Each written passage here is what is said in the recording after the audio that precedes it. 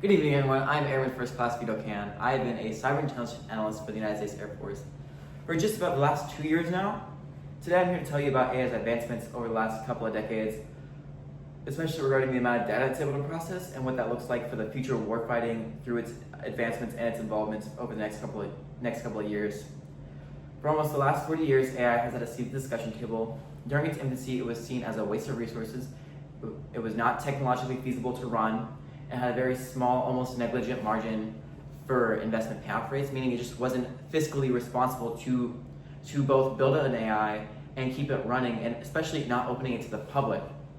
Simply just wasn't a good investment for anyone at that time. However, over the last decade, AI has made giant improvements in its resource utilization rate, or that spanning from power to keep it up and running, and water to keep it simply cool and making sure you're not having to constantly replace computer parts every now and again. It's also seen drastic improvements in hardware and software capabilities with the streamlined effectiveness and streamlined power efficiency of modern CPUs and graphics cards. And simply overall, it's become more cost efficient and cost friendly as time progresses.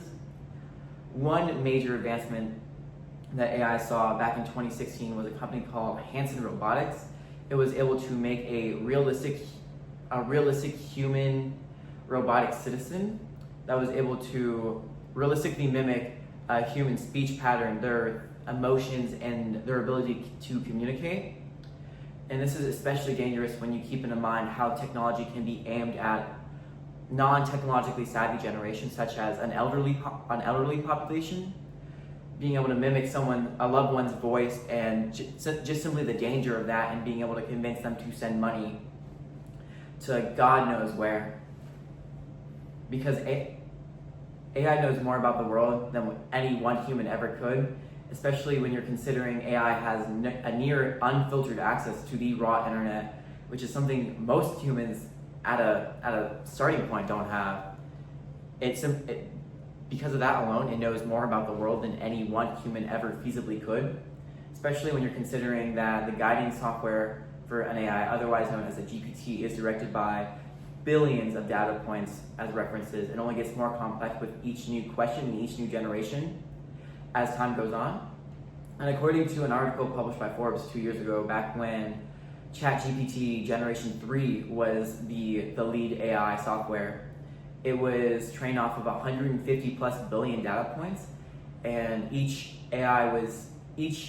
following generation was aimed to be more and more powerful and more capable and use more data points than the previous one, which just means the human brain simply cannot keep up with the processing speed or the amount of data that an AI brings to the table.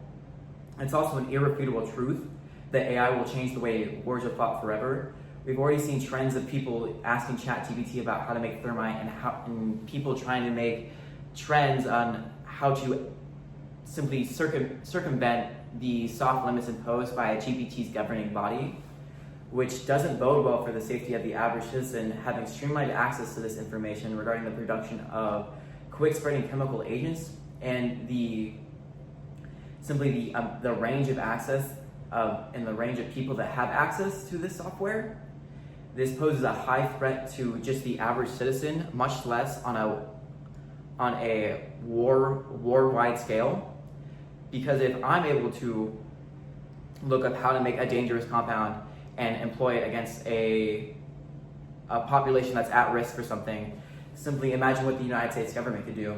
And according to an article released by the United States government, they've already said they've been using AI for years to make new chemical warfare compounds, which just means who knows what they're doing with AI these days. And while AI has boundless potential to be used as a positive force, there's also the bigger picture of what's on the internet. It's a wonderful tool that has immense potential for growth over the last few decades, and when it's used properly for researching new topics or for learning or for studying new areas of research, it's got boundless potential. However, you also must use it ethically and lawfully to protect not only the person using it, but the people around them and just simply the world. Thank you.